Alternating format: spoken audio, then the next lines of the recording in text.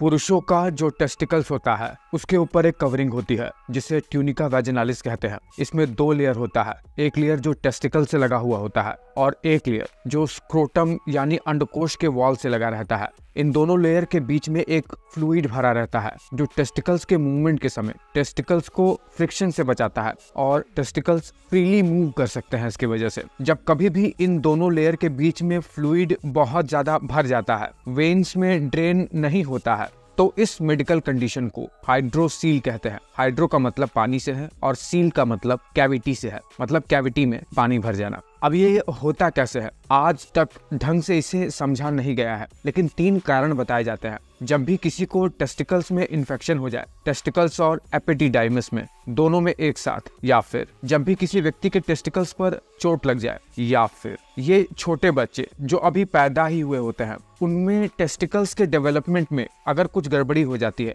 तब भी ये बच्चों को होता है। छोटे बच्चों का जब टेस्टिकल्स डेवलप हो रहा होता है, दरअसल वो उनके पेट में ही डेवलप हो रहा होता है और धीरे धीरे ये टेस्टिकल्स स्क्रोटम में आकर डिसेंड होते हैं। क्या होता है कि जब भी कभी ये टेस्टिकल्स बच्चों में स्क्रोटम में आकर डिसेंड होते ही हैं, तभी जिस होल से ये टेस्टिकल्स स्क्रोटम में आते हैं वो खुला ही रह जाता है और इसके खुले रह जाने के कारण से स्क्रोटम के आसपास के टिश्यू में फ्लूइड भर जाता है जिसे हाइड्रोसील कहते हैं और ये अपने आप ही कुछ दिनों में सही भी हो जाता है। कुछ कॉम्प्लिकेशंस तब होते हैं जब इसमें फ्लूइड की जगह इंटेस्टाइन का कुछ पार्ट आकर नीचे सरक जाता है। इसे मेडिकल की भाषा में इंग्यूइनल हार्निया कहते हैं। वही एडल्ट्स में जनरली 40 साल के ऊपर के लोगों को हाइड्रोसील होता है जब उनके टेस्टिकल्स में इन्फेक्शन हो जाता है। इन्फेक्शन की वजह से ट्यूनिका वैजिनालिस में जो दोनों लेयर के बीच की जगह है वहां पर फ्लूइड ड्रेन ही नहीं हो पाता है वेन्स में, और कुछ केसेस में तो इसका कारण कभी पता ही नहीं लगाया जा सकता है। डॉक्टर दरअसल टॉर्च लाइट से